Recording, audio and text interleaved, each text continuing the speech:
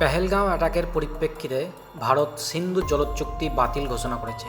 পাকিস্তানের কৃষিকার্য সিন্ধু এবং তার উপনদীর জলের উপর ভীষণভাবে নির্ভরশীল। 1960 সালে তৎকালীন ভারতীয় প্রধানমন্ত্রী জওহরলাল নেহরু এবং পাকিস্তানের প্রেসিডেন্ট আইয়ুব খানের উপস্থিতিতে সিন্ধু জলচুক্তি স্বাক্ষরিত হয়েছিল।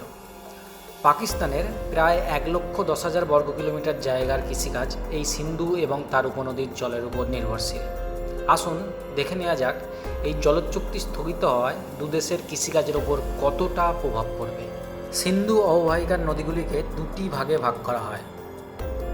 পূর্ব দিকের নদী শতদ্রু, বিপাশা এবং ইরাবতীকে ভারতের ভাগে দেওয়া হয়।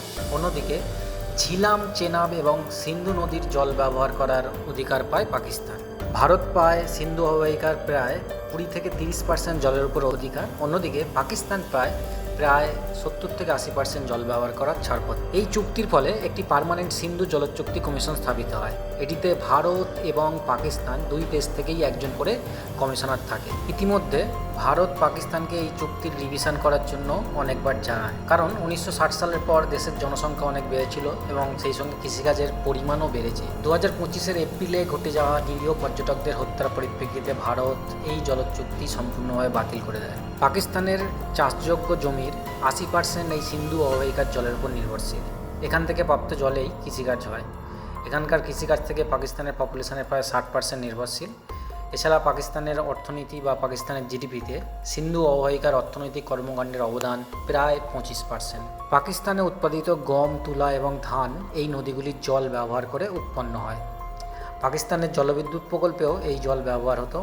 সিন্ধু জলচুক্তি স্থগিত হয়ে যাওয়ায় পাকিস্তানের জলবিদ্যুৎ উৎপাদন ক্ষমতা কমে যাবে। উৎপাদিত ফসলের দাম বাড়ার সম্ভাবনা আছে। চাল এবং তুলার পাকিস্তানের যে মার্কেট শেয়ার ছিল বিশ্ববাজারে তা অনেকটাই কমে যাবে। সিন্ধু জলচুক্তির ফলে ভারত প্রায় 41 বিলিয়ন কিউবিক মিটার জল ব্যবহার করার অনুমতি পায়।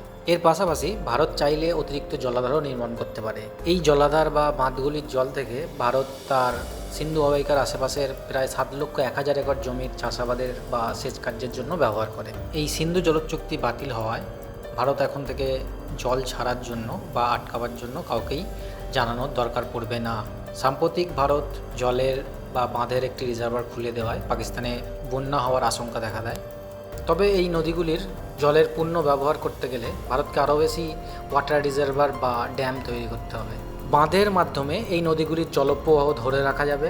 বাঁধের মাধ্যমে যে জল ধরে রাখা হবে তা দিয়ে জম্মু কাশ্মীর, পাঞ্জাব এবং আশেপাশের অঞ্চলে যে কৃষিকার্য হয় তাতে সর্বোচ্চ জলসেচ দেওয়া সম্ভব হবে। সুতরাং আমরা বলতে পারি, যদি এই জলের পূর্ণ ব্যবহার সম্ভব হয় তাহলে এই অঞ্চলের অর্থনীতিতে নতুন প্রাণের সঞ্চার ঘটবে।